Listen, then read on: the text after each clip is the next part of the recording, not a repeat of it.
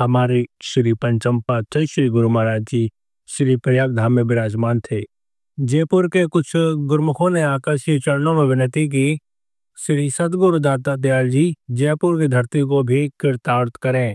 हम आरती में रोज पढ़ते हैं, हम जैसे भाग्यन को गृह दर्शन दीना।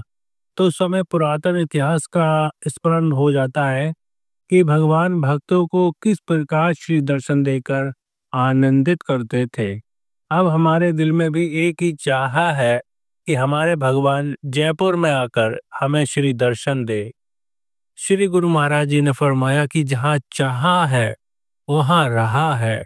आपकी सच्ची लगन और अटूट श्रद्धा से हम अवश्य वहाँ पहुँच जाएंगे। उनमें से कुछ एक गुरमुख रतलाम और कुछ एक कोटा शहर के थे।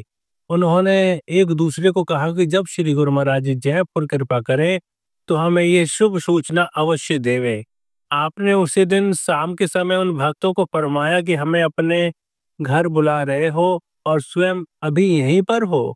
2 दिन पश्चात हम जयपुर में पधारेंगे। इस सारे कर्म की सूचना महात्मा परम विवेकानंद जी, महात्मा सुख सागर आनंद जी और महात्मा अमर आत्मानंद जी को दे दी गई है। श्री वचन सुनते ही हर्षित हो वे भक्तजन शीघ्र ही अपने अपने स्थान पर लौट गए। आपने श्री प्रयाग धाम से ट्रेन द्वारा जयपुर की ओर प्रस्थान किया। मार्ग में रतलाम के प्रेमी और अन्य काफी संगत स्टेशन पर श्री दर्शन के लिए अपनी अपनी भेंट व भोग प्रसाद लिए नयन बिछाए खड़े थे। ट्रेन स्टेशन पर आकर रुकी। श्री गुरु महाराज जी स्वयं ही बोगी के दरवाजे पर आकर खड़े हो गए और मुस्कुराने लगे। सब भक्तों ने प्लेटफार्म पर दंडवत प्रणाम की। श्री आज्ञा पाकर सब श्री दर्शन करते हुए फूले न समा रहे। सबकी हृदय से अनोखा प्रेम और उल्लास भर रहा था। मन ही मन विचार करने लगे, इतने खुले दर्शन और फिर हमारी आंखों के सम्मुख खड़े होकर हमारी मनोकामना को पूर्ण कर रहे हैं, हम इसका आभार प्रकट नहीं कर सकते। कुछ गुरुमुखों ने अपनी अपनी श्रद्धा अनुसार भोग लगाया, फिर सेवा श्री चरणों में भेंट की। कुछ एक भक्तों को श्री ट्रेन द्वारा जयपुर में ही जाना था। एक गुरुमुख श्री गुरु महाराज जी के अति दिव्य मुखमंडल को टकटकी लगाए निहार रहा था। हाथ में उसने आमों की छोटी सी टोकरी पकड़ी हुई थी।